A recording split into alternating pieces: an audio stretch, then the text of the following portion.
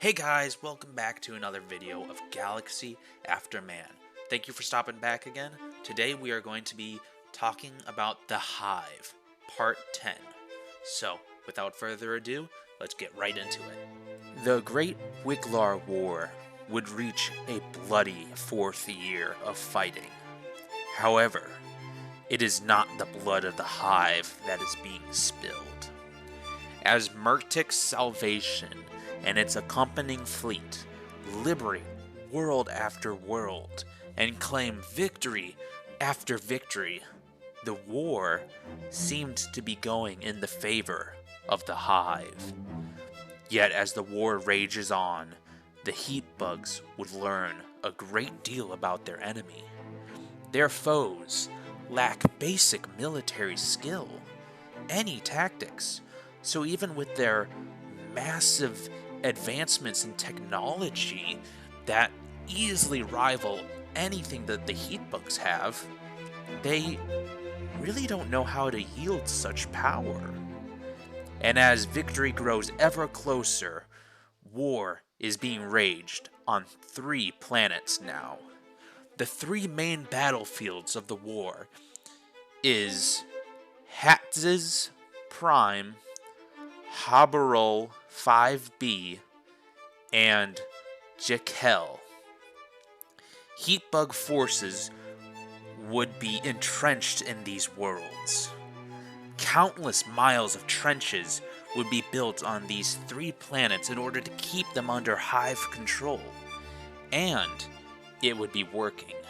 Wicklar troops would be no match for the Heatbug warriors.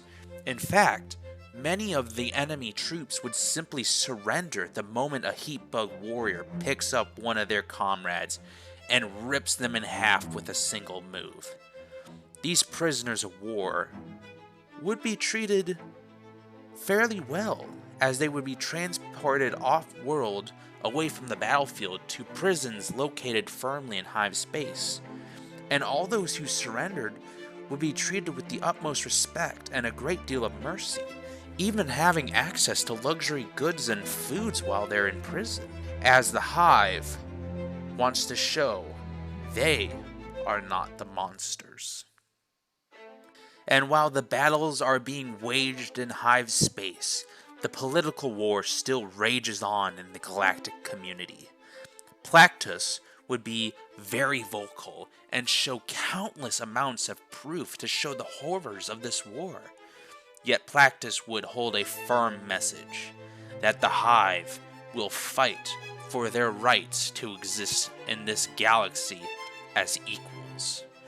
On the other hand, the Wicklar senator would grow increasingly more and more vocal about asking for support from other members within the galactic community, saying that this war must end with the extinction of the Hive, that the heat bugs have no souls. They're not people, they're monsters. But the Senate would slowly but surely grow to understand that there may be more to the Hive than they may have first thought. But as the war continued, the Confederation of Wicklar would do something that is seen as a pure act of desperation, an attempt to claim victory in the most horrible of ways, resulting in the war taking a dark and horrible turn. On all 3 planets where the fighting continued to rage on, carnage was unleashed.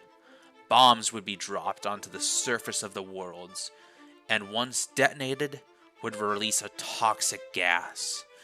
This toxic gas was a mix of 2 types, yet both with the same effect.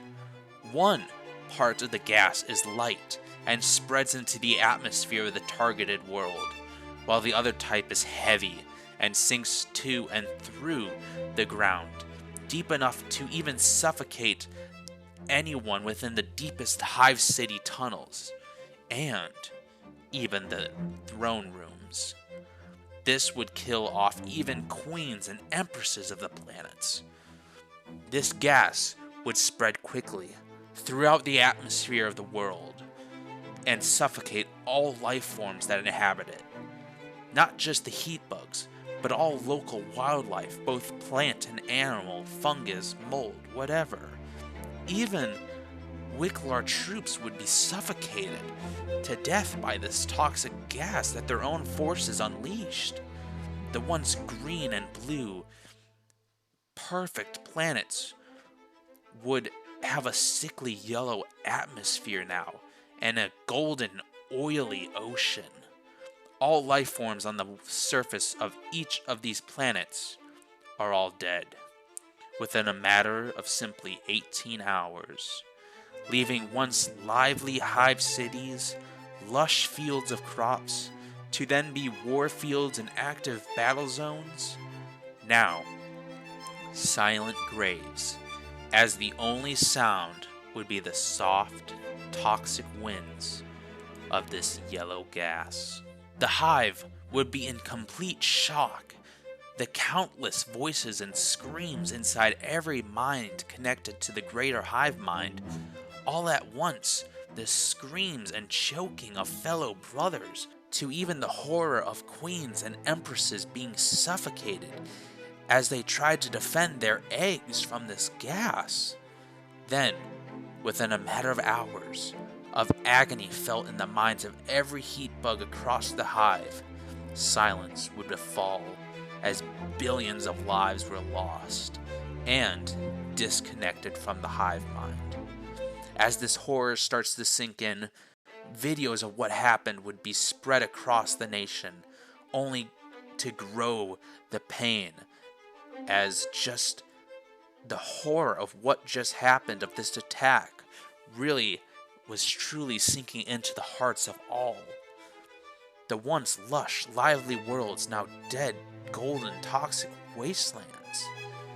Countless hive members lie dead on the ground, and as one people, as one species, and as one united nation, it was decided this will not stand, and this war is far from over. Yet, the horror itself was not over. Over the planet Jelko 6A, the last liberated planet within the Hive, Murtic's salvation remains high in the orbit of the world. While the planet has been fully retaken and all Wicklar forces wiped out, it seems maybe this war is taking a turn in the favor of the Hive. Yet, this was not the case. All of a sudden, a yellow rift would open above the planet. This yellow rift, in fact, would open right in the middle of Murtic's salvation, ripping the ship in half, and as a single warship of Wicklar design exited the rift, it explodes onto the massive Hive warship. The two halves of the mighty ship would slowly be grabbed by gravity and slammed down onto the world below. To make things worse, not even 5 minutes after the horrible loss, the Confederation of Wicklar would once more, over every form of communication within the Hive, they mock and laugh at our species, and simply demand that we surrender, or extinction will befall the heat bug species. Yet, once again, as a single nation, the response would be to continue the war regardless of the loss. We will never surrender to these monsters. After 2 days of tensions and no new assaults from the Confederation of Wicklar, on 2279.11.12, it was clear the final battle of the war would take place. The battle for Fungera. On this day, countless yellow rifts would open in the orbit of the capital world of the Hive, and enemy ships would pour out in numbers dwarfing any other assault before. Yet Fungera is the most well-defended world within the nation.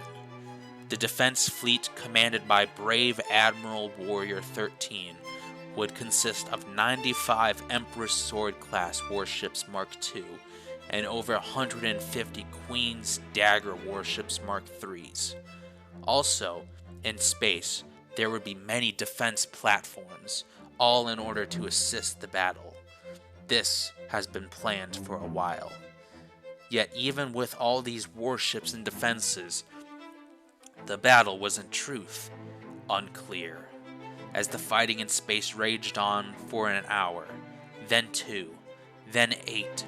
The Hive defense fleet would remain strong, in fact, even destroying countless enemy ships. The mix of advanced tactics and coordinated strikes would achieve victory after victory, but their own growing losses would continue to climb. But as the battle reached its second day, and then its fourth, the Hive forces would be whittled down, and more Wicklar ships would seemingly endlessly pour into the battle and attack. Yet as the fifth day comes, it seems a Hive defeat in space is imminent. A secret plan was then revealed, and the battle soon took a turn. Fungera's will would be revealed from behind Fungera's largest moon, and as soon as it entered the battle, the fighting turned into a slaughter of the Wicklar forces. Yet, even with this huge advantage and surprise, some hostile ships would just barely break through the defense fleet and launch an attack on Fungera's surface, and they would target the Holy Hive. The Holy Hive is the very heart of the heatbug species itself. It is the largest and oldest hive on Fungera, and, most importantly, is where the Queen Mother herself resides. But now, the Confederation of Wicklar is devoting a massive amount of forces in order to destroy the Hive at the source. As Wicklar troops land on the world's surface, and the battle takes place, it would not be easy for them. The Holy Hive has untold countless miles of trenches dug deep and reinforced, with defense towers and turrets all over, defending its holy land. This land, this home of the heatbug species, is the most important and thus most defended place within the whole Hive. Yet as the battle kicks off, and endless swarms of Wicklar troops flood into the trenches and take on the brave heatbug warriors, the battle is clear to be not an easy one. However, the Hive has a secret that it's ready to play. Constantly throughout the war, Wicklar troops would declare the Hive as demons, crawling up from pits of hell in the lovely fields of the undead with no souls. So, a secret battalion known as the Molten Boys would soon take to the battlefield. Heatbug warriors wearing advanced armor with black and red lava patterns on them rush out onto the battlefield in order to join the fight. But the biggest surprise would be their lack of tanks, which would be odd and unusual in order to help defend. But rather, they ride the King Moltenasaur war mounts as they rush the battlefield and spray untold megatons of molten metal onto the Wicklar forces, and the battlefield itself seems to turn into hell. Soon, the Hive might just claim victory. And as the ground fighting rages on for hours, even reaching into its second day, a decision was made. One that has not been made in countless years. The Queen Mother herself, geared up in her royal armor and defended by 6 kings and over 50 Praetorian guards, she, along with all her forces, rushed out onto the battlefield and into the war zone. The Queen Mother herself rushes to the front lines, giving a morale boost to all her troops. there, the troops, they see their queen mother, their leader, their basically goddess, entering the battlefield with them on the front lines, risking her own life for the survival of the species that she always claims she has loved.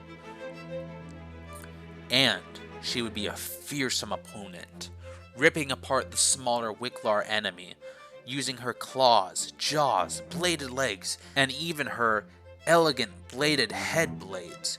She rips her enemy apart easily.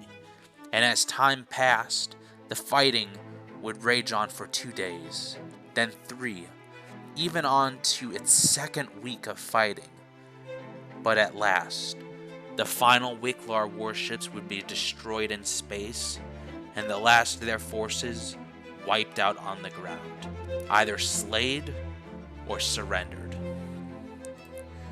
With the Battle of Fungera a clear heatbug victory, a sense of relief took hold of the nation. As a united species, we have fought back against an hostile force that demanded nothing but our extinction. But is this truly the end of the war? Is this truly the end of the problems for the Hive? As the final say is not told on the battlefield, but rather in the halls of the Senate and the galactic community.